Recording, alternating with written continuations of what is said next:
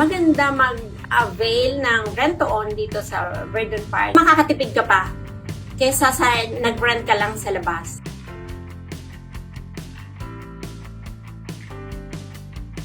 Bago ka mag-decide na mag-invest ng malaki, matatry mo muna kung talagang gusto mong tumira pa sa condominium. Pwedeng magagamit sa future business.